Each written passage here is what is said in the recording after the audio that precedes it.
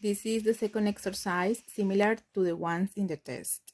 In this case, it says keep a stable workforce, which means we are not going to have hirings or layoff because we are going to produce at a constant rate equal to the average daily requirements.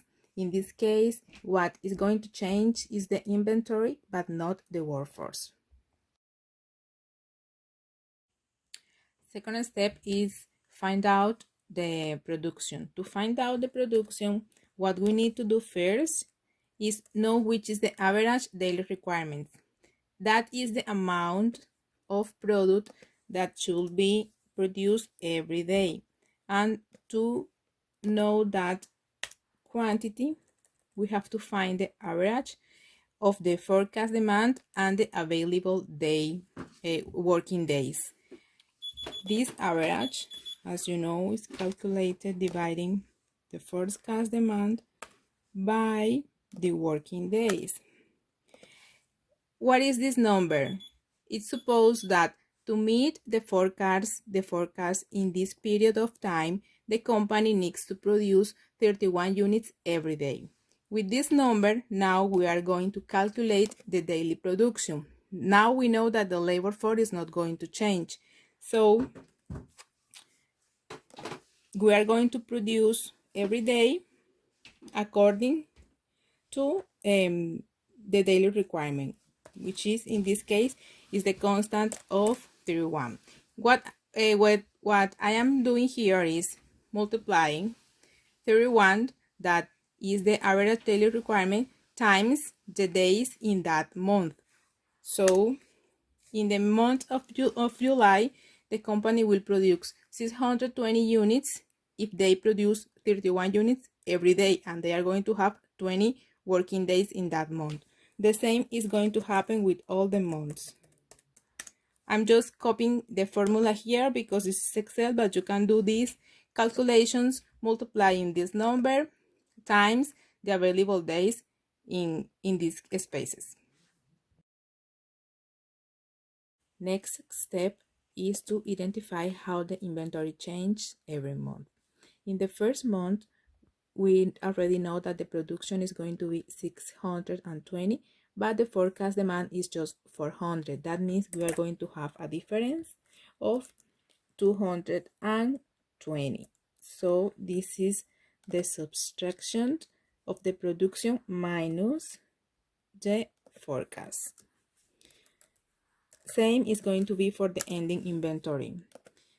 For the next month, the company is going to produce 589, but the forecast demand is just 500. We can copy this formula here for the other spaces, and you can do the calculations with your calculator. It's going to be the same. The ending inventory is what we already had in the warehouse, plus the new units we are going to produce this month that exceed the forecast demand. So we already had 220, and this month we have also 89 units. This is going to be the ending inventory, and same for the other month. Look here, in this case, when the change inventory is negative, that means that the production is minor, is less than the forecast demand. So in this case, the company is not going to extra add items to the inventory. On the opposite, they are going to take the units they have produced in the month before to meet the forecast demand. That's why this is negative. So in this case, we don't we don't add any units to the inventory. Instead, we subtract the difference. To know the cost of this plan, we know that the strategy contemplates only the changing in inventory. So in this case, we are not going to make any formula using using hiring or layoff cost. The cost we need to know is the inventory carrying cost. So in this case, we sum all these values. That means in this period of time, the company had to storage 1,357 units, and we pay for every unit $7 because that's what the exercise says here. Inventory carrying cost $7 per unit per month. So times 7. And this is going to be our carrying inventory cost. And the production cost is going to be the same as in the last exercise.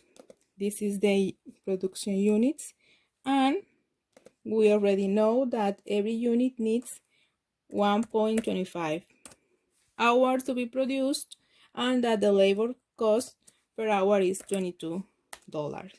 So with this information, we finally can know how much this plan is going to cost to the company, just making the sum of the total production cost plus the ending plus the current inventory.